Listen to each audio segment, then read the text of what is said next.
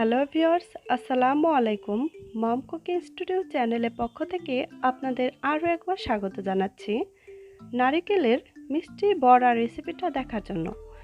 তো খুবই অল্প কিছু উপকরণ দিয়ে মাত্র 10 থেকে 15 মিনিটের মধ্যেই কিন্তু এই নাস্তাটি তৈরি করে বাচ্চাদের এবং বড়দের বিকালের নাস্তা হিসেবে তৈরি করে দিতে পারেন। আর এটা খেতে যে এতটাই অসাধারণ লাগে, যখন তৈরি করে খাবেন তখনই বুঝতে পারবেন।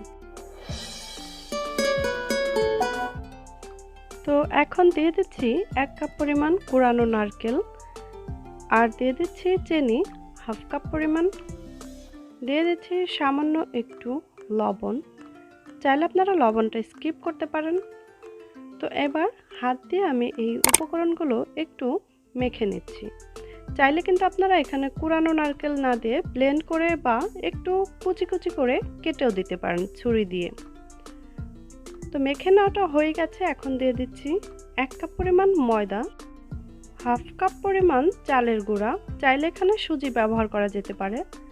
তো দিয়ে দিচ্ছি জাল দিয়ে রাখা দুধ, আপনারা চাইলে এখানে গুঁড়া দুধটাও ব্যবহার করতে পারেন।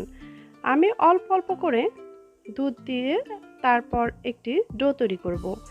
একসঙ্গে বেশি দিয়ে দিচ্ছি না, এতে করে ডোটা পাতলা হয়ে যাওয়ার সম্ভাবনা থাকতে পারে। 1 কাপের থেকে সামান্য একটু বেশি পরিমাণ আমার এখানে দুধ লেগেছে। তো এবার ঢাকনা দিয়ে ঢেকে রেস্টে রেখে দেবো 5 মিনিট। 5 মিনিট পর ডোটা সেট হয়ে গেছে। এখন এইভাবে হাতের সাহায্যে উঠিয়ে তারপর একটা একটা করে বড়া তৈরি করে নেব। চাইলে আপনারা ছোট বড় করে নিতে পারেন। তো তেলটা গরম হয়ে গেছে, এখন আমি বড়াগুলো তৈরি করে নিচ্ছি।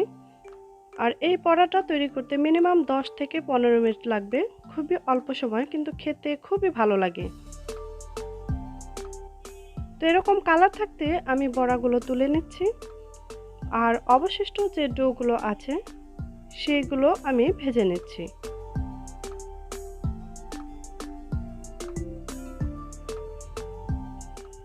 তো দেখুন, অল্প সময়ে তৈরি হয়ে গেল মজাদার একটি নাস্তা, নারকেলের বড়া পিঠা। আশা করছি আমার রেসিপিটা আপনাদের ভালো লেগেছে। যদি ভালো লেগে থাকে অবশ্যই একটি লাইক দিয়ে যাবেন। সবাই খুব ভালো থাকবেন, আমাদের জন্য দোয়া করবেন। আল্লাহ হাফেজ।